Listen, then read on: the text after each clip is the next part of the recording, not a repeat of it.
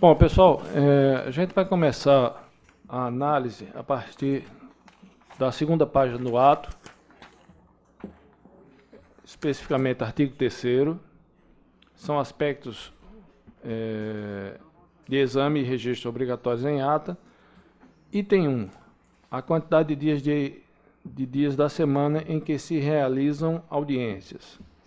Então, essa informação vocês têm dentro do PJE. Vocês têm no PJE e também naquele relatório das pautas, né, caso vocês precisem, que vocês retiram todos os dias da audiência, então esses dados também podem ser retirados por lá.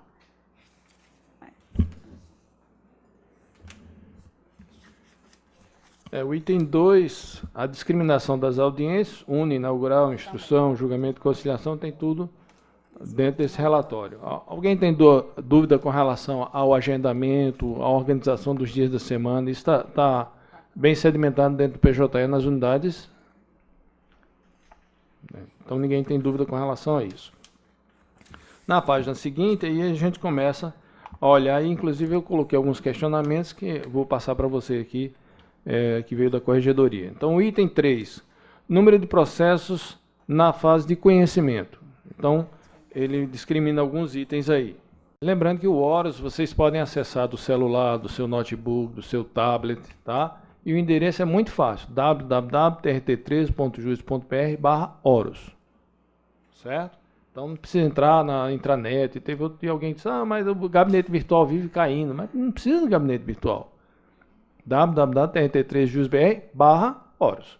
Então, lembrando que o usuário VT de 01 a 30, né? E por padrão a senha é VT arroba o número da unidade. Então, Guarabira, VT 10, senha VT arroba 10. Certo? Se cada um usar o seu usuário, não vai ter problema de um interferir no outro. Então, eu vou usar aqui o da AGE.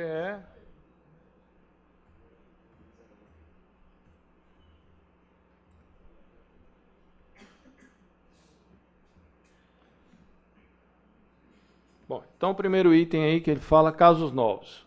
Vamos pegar a vara de Sampaio, que a gente já viu que já está bem preparado para enfrentar aí a migração. Vou selecionar aqui primeiro a vara de João Pessoa, como referência, e vamos supor, vou desmarcar aqui o ano, e selecionar o período de fevereiro, segurando aqui, só arrastando o mouse.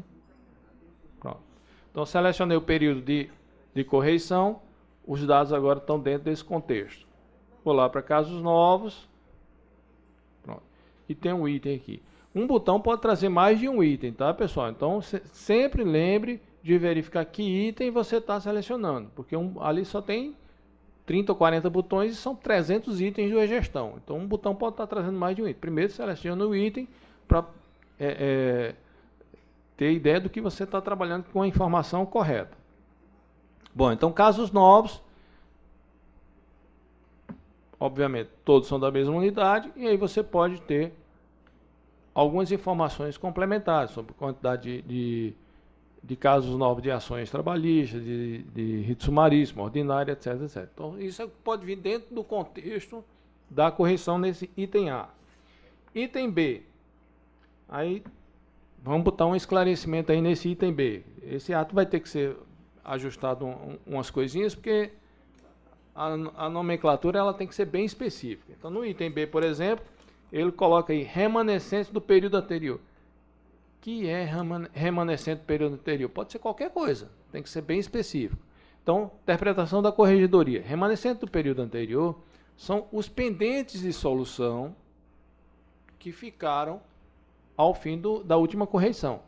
Então, vamos supor, se a gente está no período de correição que foi de março de 2018 a fevereiro de 2019, significa que o último mês analisado pela última correição foi o mês de fevereiro de 2018. E o que é que ele quer saber? Qual é o quantitativo dos processos pendentes de solução? Por quê? Porque ele agora vai analisar se você, ao longo do período desse novo período de correição, se você diminuiu o seu estoque. Ou seja, se você tinha lá, terminou o período de correção, você deixou lá 400 processos sem solução, ele quer saber agora, ao fim desse período de correção, se esse quantitativo anterior era maior ou menor. Como é que a gente avalia isso? Bom, primeira coisa, sempre que a gente estiver falando sobre pendente, não existe pendente de vários meses, senão eu vou estar repetindo o processo. Então, sempre que vocês encontrarem nesse ato de correção a palavra pendente, lembre-se que é sempre do último mês ou de um mês específico de referência.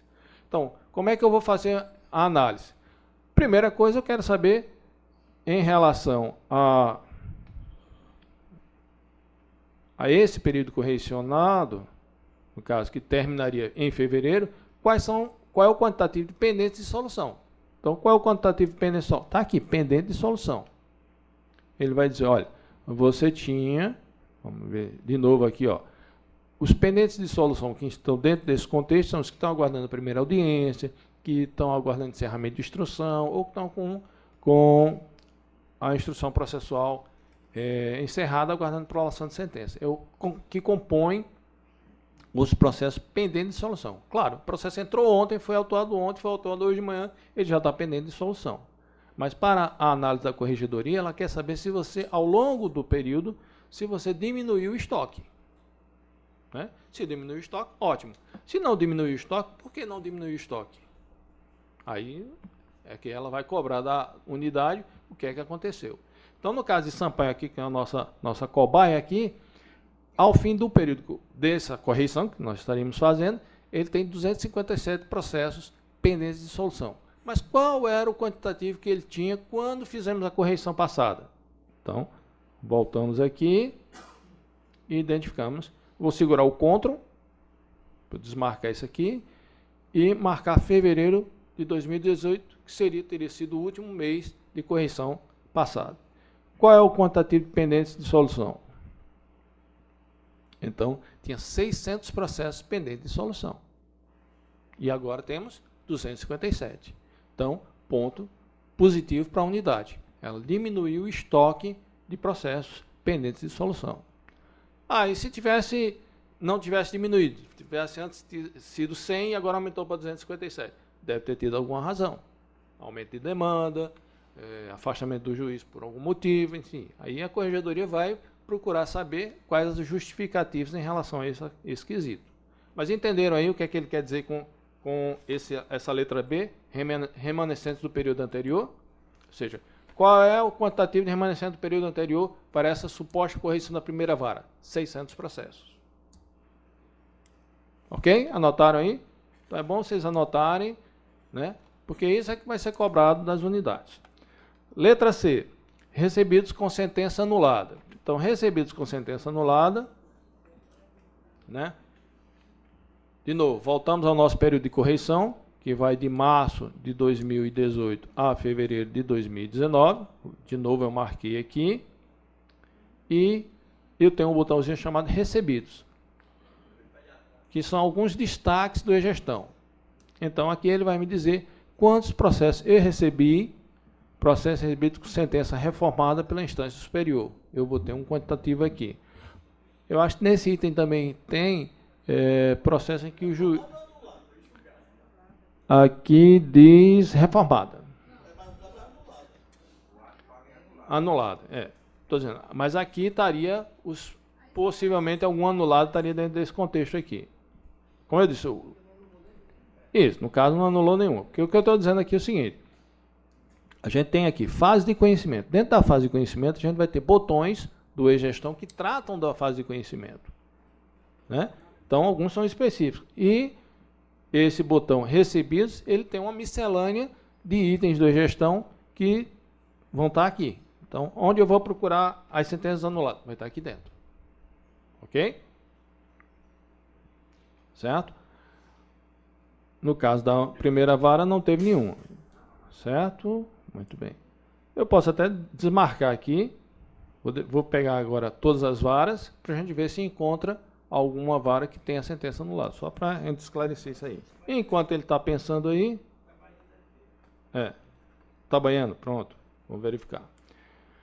Letra D. Enquanto ele está pensando aqui, eu vou adiantando. Letra D. Resolvidos e pendentes. O que danado é resolvidos e pendentes? Também não está esclarecido aí. Então, vamos esclarecer.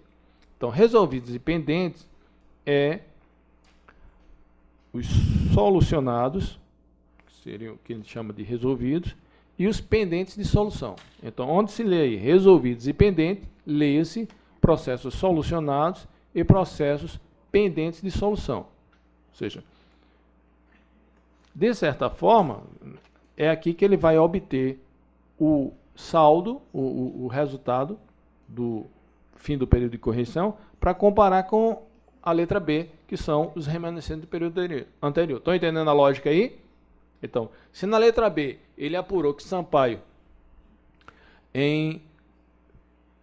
no fim do período correcionado passado, tinha deixado 600 processos pendentes de solução, é na letra D que ele apura que os pendentes de solução agora são 257. E, portanto, ele vai avaliar que houve sucesso na unidade.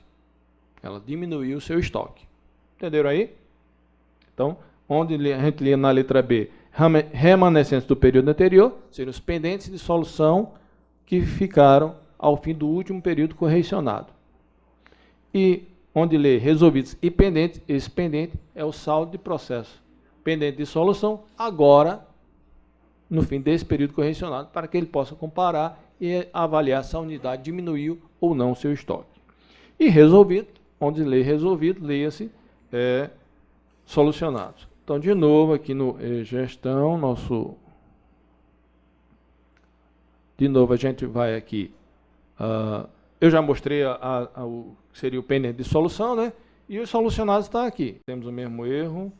Selecionar a primeira vara de João Pessoa, período correcionado, solucionados. Pronto. Aqui em solucionados, o que é que a corregedoria vai ver? Certo?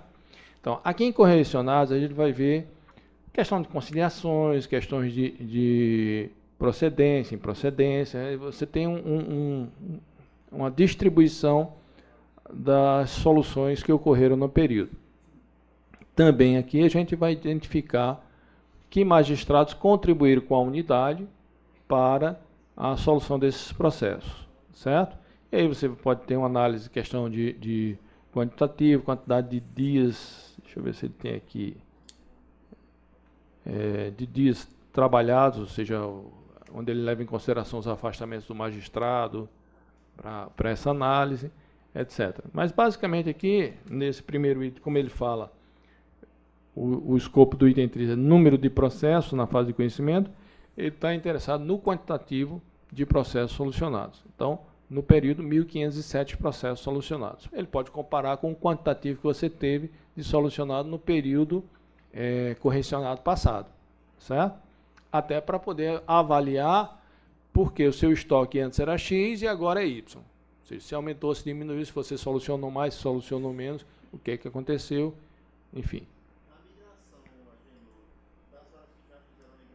Como você vai lidar com processos de execução, né, e de conhecimento? Porque conhecimento, na realidade, qual é o impacto do conhecimento? Sempre que um processo tiver baixa na fase de conhecimento, ele vai contar, vai diminuir a taxa de congestionamento, ele vai... A pergunta dele é o impacto dos processos da fase de conhecimento que foram importados para dentro do PJE. O que acontece? Você tem um tempo médio de duração do processo na fase de conhecimento que mede da autuação até a sentença do processo. Esses processos que têm sentença no SWAP e foram migrados, ele não tem contabilização desse tempo, ele não entra não impacta esse tempo, porque, obviamente, ele já foi contado no passado. Entretanto, contudo, todavia, quando você vai arquivar o processo, o que acontece? Ele vai reclamar que o processo não tem solução. Não é? Se você, nesse caso, fosse obrigado a lançar uma sentença fictícia do processo, aí ele ia contar esse processo de novo no tempo médio. E isso iria aumentar o tempo médio na fase de conhecimento. Certo? Então, a gente não pode incorrer nesse risco. Entretanto, contudo, todavia, se acontecer de houver uma homologação de acordo na fase de conhecimento, nesse processo, como é uma decisão, e ele não tem registro no PJE de decisão anterior, o que é que vai acontecer? Ele vai contar o tempo médio de duração do processo, porque ele vai pegar da autuação até a primeira sentença que ele encontra. Então, resumindo, processo migrado do PJE, do SUAP para o PJE, não tem impacto no tempo médio, exceto na situação de conciliação na fase de conhecimento, porque como ele não tem registro anterior de solução, ele vai entrar no cômputo do tempo médio. Ok? Letra A, recebidos, são os casos novos, vou aqui ampliar como a Maria pediu. Então, letra A, casos novos, está aqui. Letra B, remanescentes do período anterior, entenda-se, pendentes de solução. Veja que sumiu o pendente de solução, porque a gente tem mais de um mês aqui selecionado, então eu preciso selecionar um mês, especificamente um mês, porque pendente só tem sentido em um mês. Então, eu tenho aqui pendentes de solução. Então, quando ele fala letra B, remanescentes do período anterior, ou seja, qual era o quantitativo de processo pendente de solução no fim do último período correcionado. E na letra C, recebidos com sentença anulada, está aqui em recebidos. E letra D, resolvidos e pendentes, ele quer dizer quais foram os processos solucionados dentro do período correcionado e qual o quantitativo de processo pendente de solução ao fim desse período correcionado. Que ele então vai comparar a letra D com a letra B, para ver se houve uma diminuição do seu estoque. Então, no nosso caso, seria verificar o fim do período correcionado passado, que seria fevereiro de 2018, qual era o quantitativo, e agora, fevereiro de 2019, qual é o quantitativo dos pendentes de solução, para ver se houve uma evolução ou uma diminuição do seu estoque. Ok? Agora, com relação ao contexto do inciso 4º, principais prazos. Tudo que fala em prazos dentro do e-gestão está aqui dentro, tá, pessoal? Então, você tem prazo do ajuizamento até a primeira audiência, prazo da primeira audiência até o encerramento da instrução, do ajuizamento até o encerramento da instrução. Todos os prazos estão aqui dentro. Então, onde você vai ser cobrado? Aqui dentro. Período correcionado, então seleciona o período correcionado, março de 2018 a fevereiro, seleciona a unidade, e então você vai ver os prazos aqui. Vamos supor que você vai receber lá uma informação da corregedoria reclamando em determinado processo, né? Então, você tem uma lista de processos aqui. Veja que no escopo aqui do botão, ele traz como item separado rito sumaríssimo e não rito sumaríssimo. Então, você tem esses prazos. Qual é o prazo geral? 39 dias. E do rito sumaríssimo? Do rito sumaríssimo, dentro desse contexto, foram 145 processos para Itabaiana, com a média de 36 dias. Né? E os não sumaríssimos? Os não sumaríssimos, média 44 dias. Certo? Mas vamos supor, e aqui a gente tem uma média, que a gente queira saber qual o processo que demorou mais. Deixa eu ver se eu tenho essa informação aqui. Então, afastando um pouquinho para a direita, a gente tem uma coluna chamada prazo.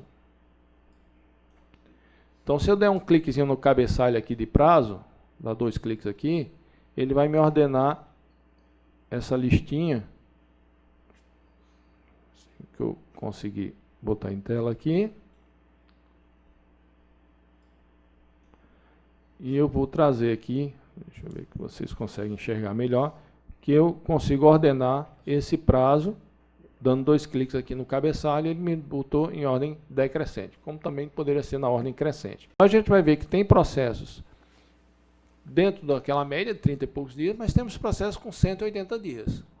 Então, pode ser que nesse contexto a corregedoria levante algum processo, lembre-se que a gente está trabalhando com a amostragem de processo, ela vem indagar por que esse processo levou 180 dias para ter uma audiência inicial. Aí você vai ter que se justificar. Né? Então, lembre-se que a gente está aqui analisando do ajuizamento até a realização da primeira audiência na fase de conhecimento. Porque um processo levou 6 meses para ter a primeira audiência. Aí você vai ter que ter os seus argumentos. Mas, para você não ser pego de calça curta, está aqui. Lista os processos e ordenando. Quero trabalhar, eu quero analisar esses processos aqui. Gestor, ele não tem que pegar a mão na massa, ele tem que coordenar o trabalho. Então, você selecionou aqui essa planilha. Teoria, né? Não, mas é simples. Peguei esses processos, localizei aqui, ordenei, mando para o Excel. Separo dentro do Excel os 10 maiores e distribuo. Fulano, Cicrano, tal, levanta aí o que é que aconteceu nesse processo, justifica aí para eu poder, né, quando a corregedoria chegar, eu ter os argumentos. Ou seja, 2, 3 servidor é igual a força-tarefa que Marconi queria fazer. Divido por 2, 3, 6 ou 3 processos para ele abrir o PJE e ver a movimentação. Ah, mas eu queria ser mais. Por que é que esse processo levou 180 dias? Então, dependendo do processo, talvez eu não consiga ter essa informação aqui, mas dependendo do processo, se você selecionar o processo, aqui em cima, na aba Evento, a gente traz as movimentações do processo lá do PJE. Então, esse processo é mais antigo, não tem essa informação, a gente não coletava essa informação, mas você pode ter situações em que um determinado processo tem essa movimentação. Então, você nem precisa abrir o PJE para ver o que aconteceu com o processo. Você sabe o que foi, aconteceu com esse processo aqui dentro do próprio Horus. Certo? Só complementando aqui a Genô, vocês também têm o histórico das tarefas. De repente, numa situação dessa que vocês queiram analisar, lá no histórico das tarefas, vocês vão ter o momento que o processo entrou na tarefa e quando ele saiu. Aí, por esse relatório, pode ser que vocês consigam identificar quanto tempo foi que ele ficou parado e que seja mais fácil, né? De identificar o que foi que aconteceu. Vocês estão vendo aqui que na aba Eventos ele traz aqui os processos, o operador que lançou o movimento, quando lançou, se for um documento, for um movimento, e o texto que apareceu lá dentro do PJE. Então, muitas vezes, quando você seleciona um processo, você vai ver a movimentação dele aqui, sem precisar...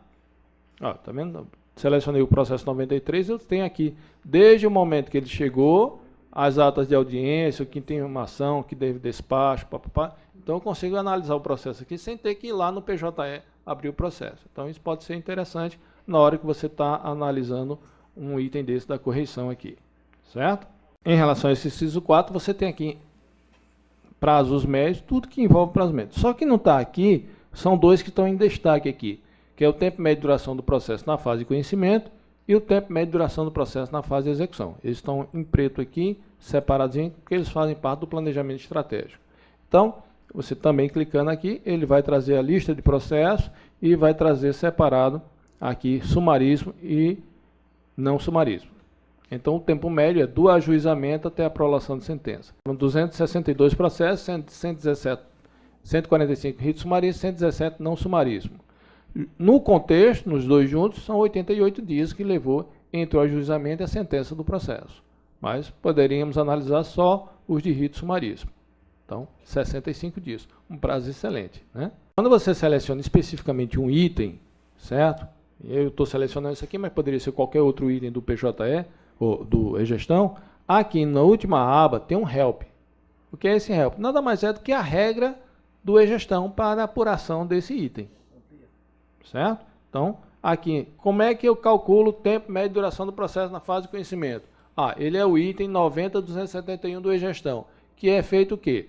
Tem que ter presente no processo um movimento distribuído, redistribuído, tal, e ausente no histórico, o processo não deve ter tido sentença anulada, reformada, blá, blá, blá, e presente no período, o processo deve ter sido julgado de acordo com as regras descritas entre os itens 90.039 e 90.049, que são os itens dos processos solucionados. 39 é conciliado, 40 é julgado procedente, 41 procedente em parte, 42 improcedente e assim por diante.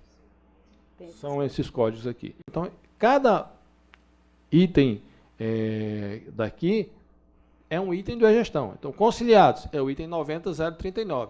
E como é que se apura um processo que foi conciliado? Porque ele tem no movimento, dentro do período do e-gestão que foi analisado, ele tem um movimento. Qual o movimento? O movimento homologado à transação. O manual por inteiro, você pode ver aqui logo na entrada do Horus, tem lá um botãozinho manual de gestão. Se você clicar, ele vai baixar o PDF para você.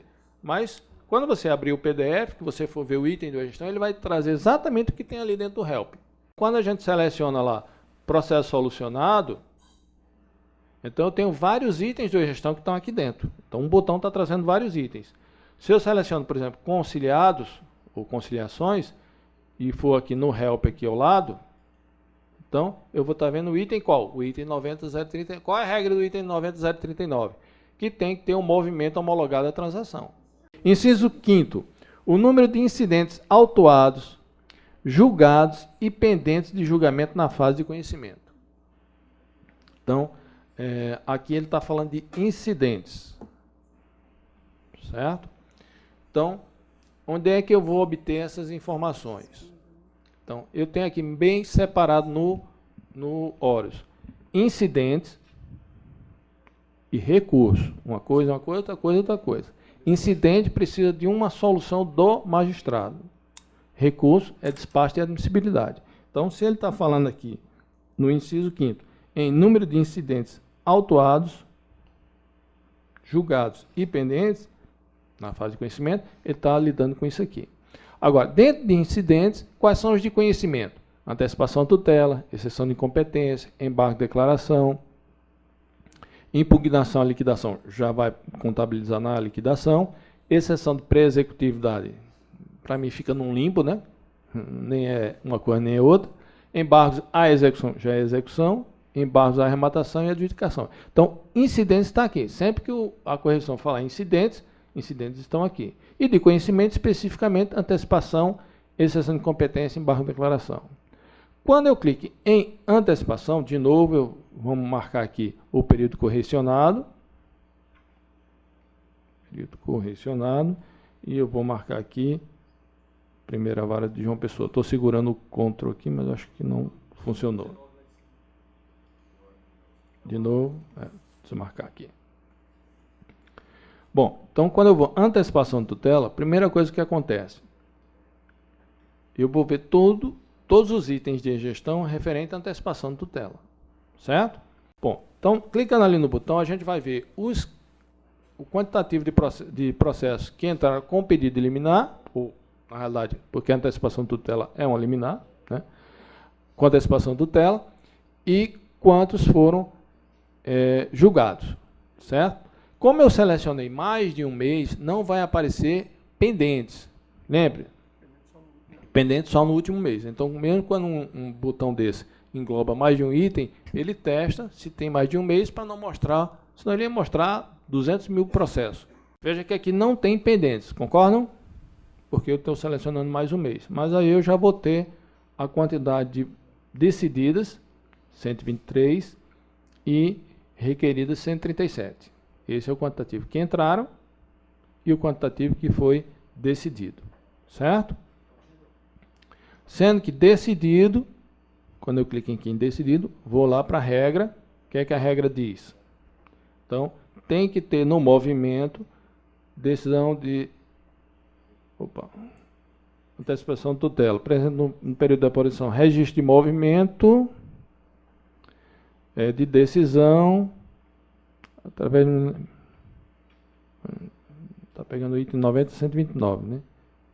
Aqui ele não diz especificamente o movimento, que é concedido ou não concedido a antecipação de tutela. Só diz que tem que ter o registro aqui.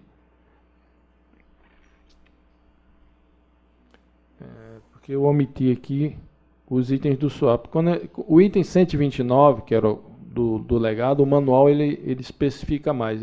Essa versão que botaram para o PJE esconde mais. E aqui está a exceção de competência, né? Então, os fases de conhecimento seriam esses aqui. E os pendentes? Bom, os pendentes, você então teria que selecionar só o último mês do período correcionado, para poder agora clicar no botão e ele lhe dá o quantitativo de pendentes. Né? Caso aqui, 2.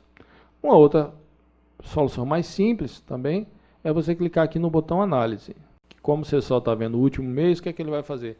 Ele vai trazer uma espécie de tela de avião aí com vários mostradores e para cada incidente aqui, antecipação de tutela, exceção competência, etc., ele vai lhe dizer o quantitativo de pendentes aqui desses incidentes. Certo? Aí eu quero ver quais são os processos. Estou vendo que estou com um quantitativo de RO pendente de admissibilidade alto. Quero saber quais são. Clicou aqui, ele vai listar os processos. Certo? Então, sempre que você quiser ver incidentes pendentes, uma boa tela é dar uma olhada na análise aqui, que ela traz um resumo dos incidentes que você tem pendente. Seja de conhecimento, seja de liquidação ou execução. Então, vamos lá, recapitular. Aqui, o movimento, no lançador de movimento do PJE, ele só tem efeito estatístico. Ele não muda o tipo de petição que o advogado colocou. Então, se o sujeito foi lá responder um RO, apresentar as contra-razões ao RO da outra parte, botou lá no texto, contra-razões, e escolheu o tipo de documento, recurso ordinário, para todos os efeitos, o processo agora tem 2 recursos ordinários. Certo? Mas eu, quando solucionei um recurso ordinário, ficou outro. Obrigatoriamente, você vai ter que lançar um momento alterado, o tipo de petição de recurso ordinário para natureza diversa. Então, basicamente, todos os incidentes, seja de conhecimento, seja de execução, eles utilizam a entrada do documento como registro do incidente e a saída pela decisão que você lançar, certo? Sempre dentro do contexto do incidente. Não vai botar outro movimento que não seja, se é antecipação de tutela, concedida ou não concedida a antecipação de tutela. Não, mas o juiz vai ficar de analisar com a sentença lá para dar a solução. Então é não concedida. Não tem outro movimento que vai decidir. Não, tem que ser esse ou outro, ponto. Se o processo continuar aparecendo na lista de pendência, então o que é que você vai verificar? Se não tem no registro de movimentação, lá do PJE, por tipo de documento, mais de um documento daquele tipo. Porque às vezes acontece isso. O advogado dá entrada, aí esqueceu de botar alguma coisa na petição, aí faz uma nova entrada com a documentação completa. Né? A segunda vai anular a primeira em termos jurídicos, mas em termos de sistema, são 2. Então você vai ter que lançar. Normalmente, o que acontece? O ideal seria a pessoa que vai preparar a minuta de despacho para o magistrado, ou preparar aquele processo para o magistrado decidir, fazer a análise dos incidentes para poder ela lançar o movimento.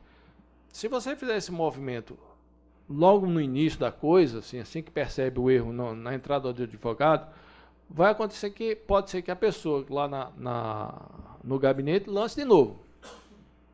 Né? Ou seja, você vai ter só aproveitando, no painel novo da CASE, vocês lembram que quando a gente altera o tipo de petição, está alterando também na visualização. Então, se você alterar de embargo para RO, vocês vão conseguir visualizar que isso foi alterado. Inclusive, a seta fica em vermelho.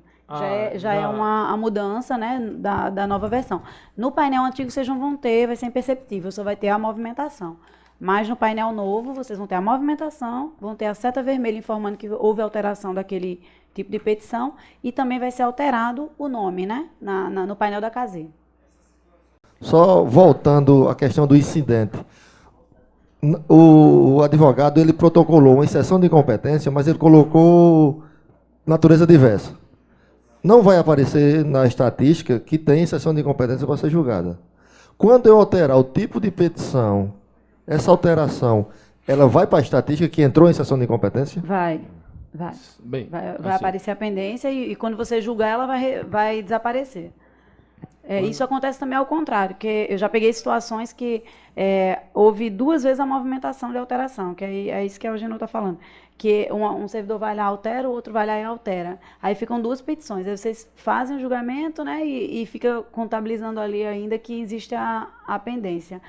Inclusive, a gente detectou, acho que foram 2 chamados, acho que foram de Ozanete, se não me engano, foi de Franzé, não tenho certeza, mas era em relação às remessas, as pendências que estavam aparecendo de processos que tinham airo, né, e foram remetidos, e mesmo assim estavam pendentes no Horus. Isso, eu até te mandei uma resposta, e a Genô deve ter te respondido essa semana também, que ele já verificou que era um problema no extrator, né, do e-gestão. De instrumento, ali está sem solução, ali para você tirar da pendência, tem que lançar um movimento alterado da petição para natureza diversa. E não foi erro de vocês fizeram o procedimento certo, remeteram lá escolhendo que era um agravo de instrumento em recurso ordinário, só que como hoje a movimentação do PJ está padrão, ela está uma movimentação remetidos autos para processar recurso. Antigamente, eles informavam qual era o tipo, né, se era agravo, hoje ela está com movimento padrão. E aí o e-gestão não estava lendo esse movimento padrão como um airo, né, então estava gerando essa pendência para vocês. E foram 2 chamados. Eu sei que ontem eu acho que você respondeu, não foi, Genô? Eu vi. Se não me engano, foi o seu, Franzé. Depois dá uma olhadinha, que eu acho que foi ontem no final da tarde. Existe um descompasso entre as atualizações do PJE e as atualizações do extrator de dados do PJE. A última que a gente teve foi de outubro do ano passado. E de lá para cá já teve algumas alterações no PJE. Então, está entendida essa parte dos incidentes pendentes e como solucionar, certo? Então, precisa do movimento. A Fernanda está dizendo que você consegue alterar a petição, mas se essa alteração gera um movimento, beleza para a estatística. Se não gerar movimento, então se gera, beleza. Para finalizar o último, que já na verdade a gente já respondeu, o último dessa manhã, o inciso 6º, é o tempo médio de duração do processo nas fases de conhecimento e execução, que seria relativo ao nosso planejamento estratégico. Como eu disse, já está separadozinho aqui, esses dois botões na cor preta aqui, certo? Então, é aqui que a gente obtém de novo aquela mesma história. Vai listar os processos, você pode ver os de maior tempo. Detalhe, para a gente concluir aqui, na última RAI, ficou decidido que a gente não iria considerar para o tempo médio de duração do processo na fase de conhecimento os processos do SWAP, certo? Por quê? Porque, primeiro, como estamos fazendo uma limpeza na base de dados, tem muita coisa errada que estava no processo, em movimentação, que está sendo lançado em movimentação, e isso está impactando o tempo e em nada contribui para um monitoramento do trabalho da unidade. Então, na realidade, estaria mascarando o trabalho da unidade. E como a maioria dos processos agora a gente está mexendo no PJE, a gente só vai considerar o tempo médio de duração do processo na execução dos processos do PJE, certo? Lembrando que um processo só entra nesse cômputo se tiver um movimento de extinta execução. Se não tiver um movimento de extinta execução, esse processo não entra no tempo médio de duração do processo. O tempo médio do processo na fase de conhecimento vai do início da autuação até a sentença do magistrado. Beleza, isso aí não escapa. Todo processo tem que ter uma sentença. Na fase de execução, ele vai contar do início da execução até o lançamento do extinta execução, onde você marca que ali, em termos de resultado, o processo acabou, né?